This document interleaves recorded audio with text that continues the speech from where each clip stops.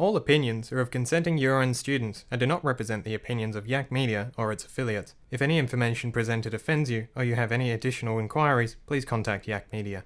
I'm Lauren Kemp and welcome to the first episode of Yak Rewind, where we take a look back at the hottest trending news for the last 2 weeks.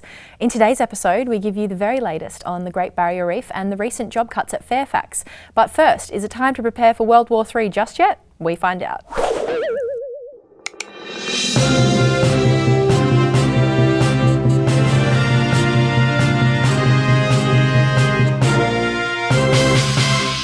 Unless you've been living under a rock for the last few weeks, you would have heard about the test missile launched on the 16th of April from the North Korean city of Sinpo. It failed just hours before US Vice President Mike Pence landed in South Korea to discuss military defence.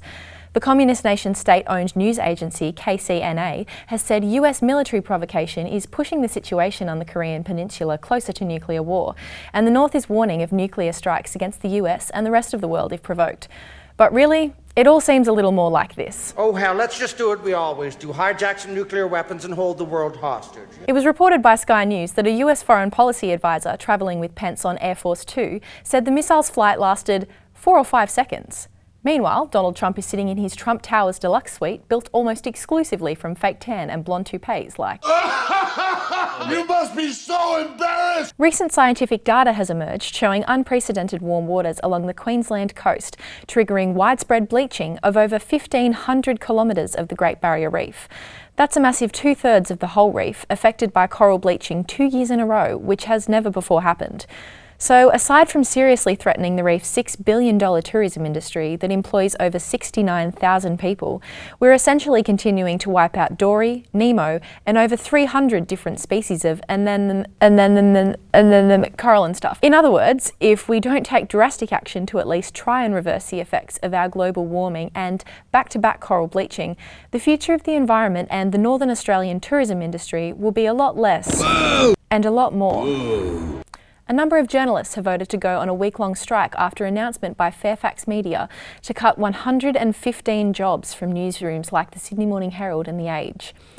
That's a quarter of the company's remaining journalists at some pretty major Australian newspapers, and the strike has meant less coverage of the recent 2017 budget. Media Entertainment and Arts Alliance Chief Executive Paul Murphy has said none of the other parts of the Fairfax business are worth anything without the journalism, and yet it is the journalism that Fairfax always cuts. Fairfax is reported to be cutting costs of up to $30 million by axing editorial management, section writer roles, video and presentation positions, and say they will be looking across all parts of the newsroom. This comes after a cut to 120 editorial jobs a year ago. State political editor of the Sydney Morning Herald, Sean Nichols, believes the company is trying to cut its way to quality. They are facing a future where the only media outlet that they can rely on is a Murdoch media outlet. We spoke to some of you guys to hear what you have to say. At the end of the day, this is where the industry is heading. It's going to be freelance work and it's going to be more sporadic. Printing press is kind of like going down because of all online media and stuff, so it's probably like a tricky situation. Doesn't affect anyone I know or myself personally, but I don't see how any good can come from that. I want to go into like media production, and that's kind of the way that it works already, so I think it doesn't really affect me so much as it affects the industry I want to go into, and I think that the industry is going to be stronger because of it. Well, that's everything for this episode of Yak Rewind. Make sure to leave all your thoughts on any issues presented today in the comment section of this video for recap in the next episode. I'm Lauren Kemp. Stay classy, UON.